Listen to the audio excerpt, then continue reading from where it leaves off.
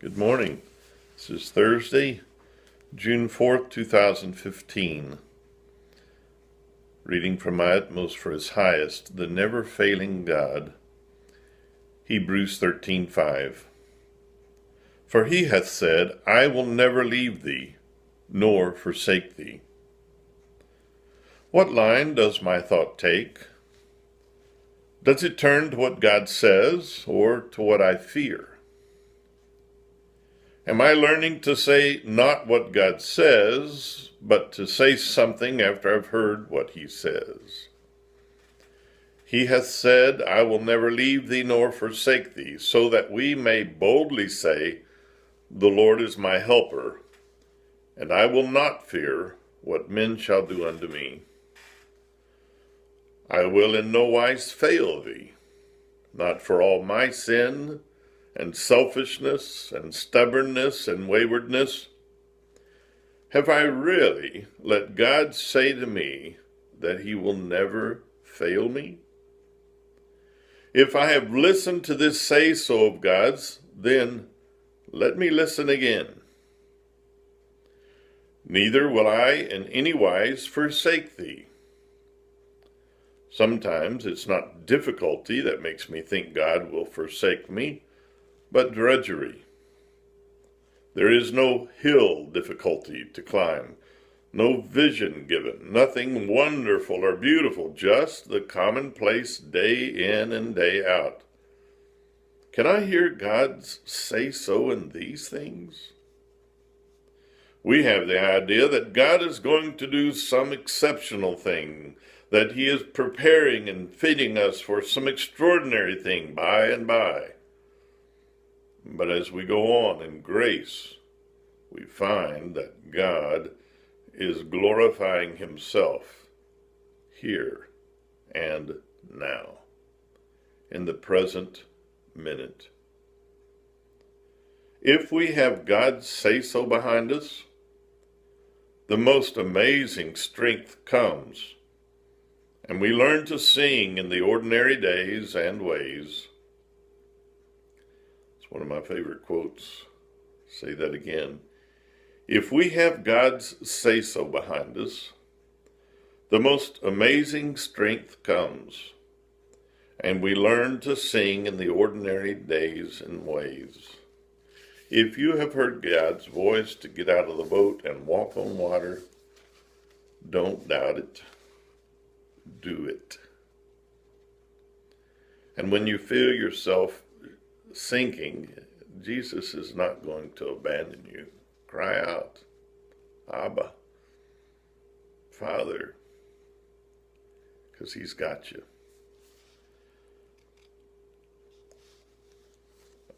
Writer of the hymn, When We All Get to Heaven,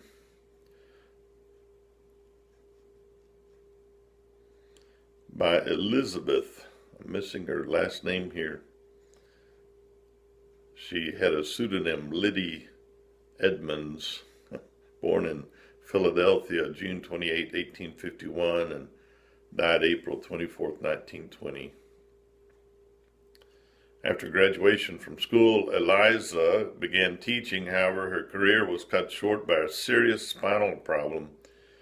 She partially recovered, but was an invalid most of her life. She then turned to hymn writing, which ran in the family. Her cousin was hymnist Edgar Stites.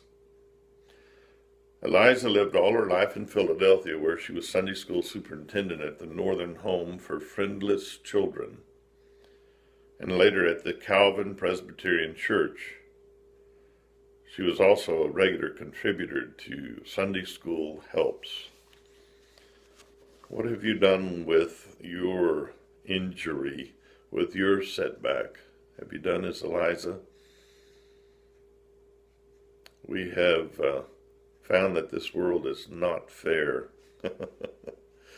What will you do with your not fair situation? Turn to praise. That's the choice we get to make.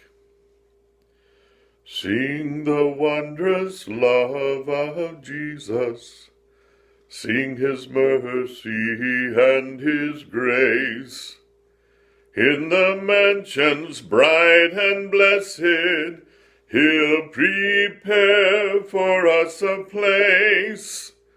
When we all get to heaven, what a day of rejoicing that will be.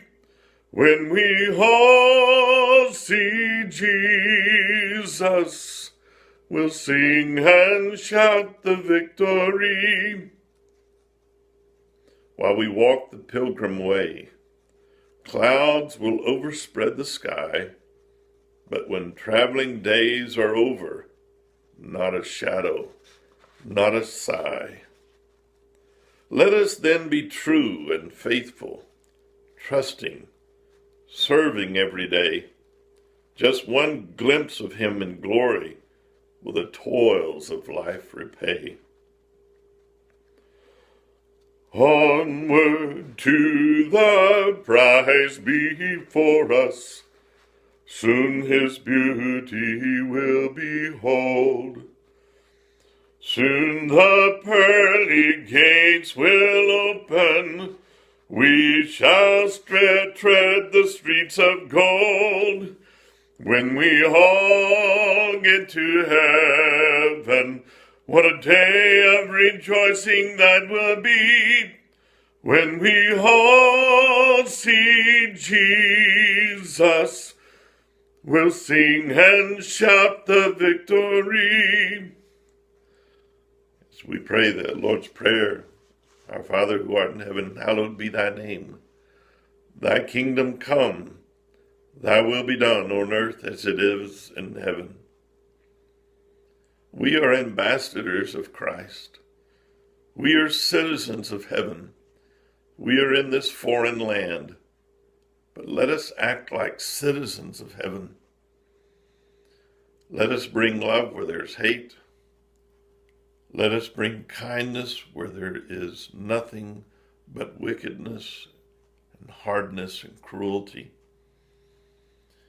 Let us walk that second mile, not because we have to, but because we get to be with Jesus as we walk it. Get your eyes off the problems. They will always be there. Put your eyes on Jesus. I love that. Let us then be true and faithful, trusting,